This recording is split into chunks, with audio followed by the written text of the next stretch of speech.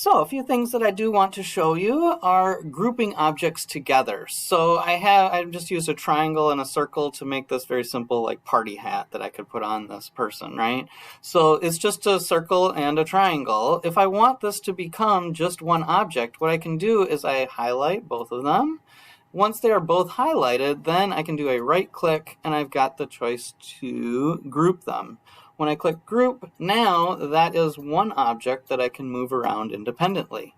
I can put the hat on the character's head, for example, and similarly, if I want this whole character now to be one object that's grouped together, I can highlight everything there. Same thing, do a right click, and I can group them together again. So now this entire entity is now one object that I can easily move.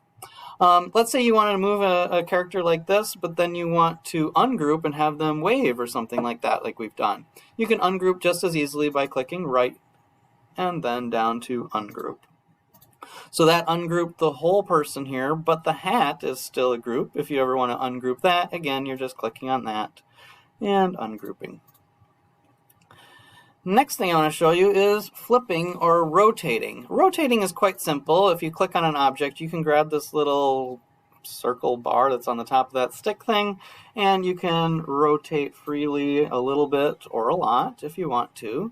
The nice thing though too is if you want to look the other way, so the cat is looking this way or walking this way, if you want to flip it, you can right click here, go down to rotate, and then you've got the choices to rotate clockwise, or you can flip, and you want to flip horizontally to have the cat looking the other way.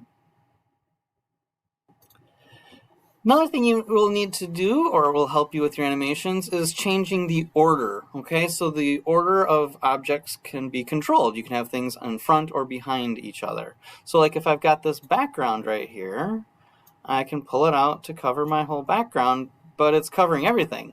I want it to be the background. So to do that, I do a right click and I can come down to order.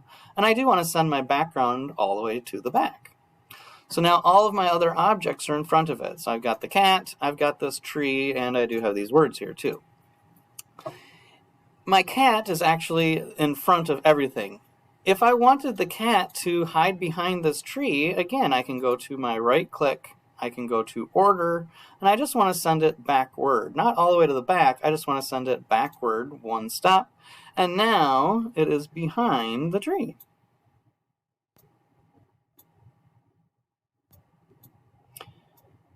There.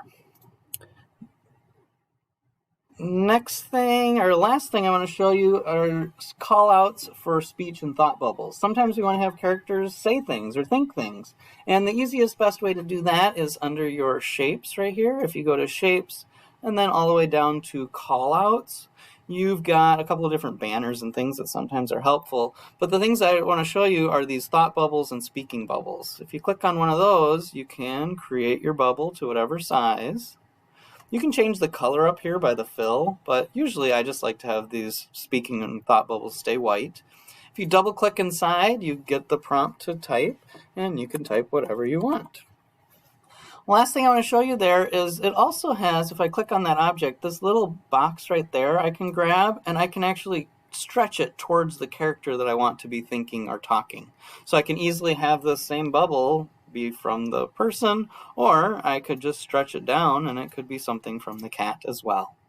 Again, I hope these elements help you create some awesome animations.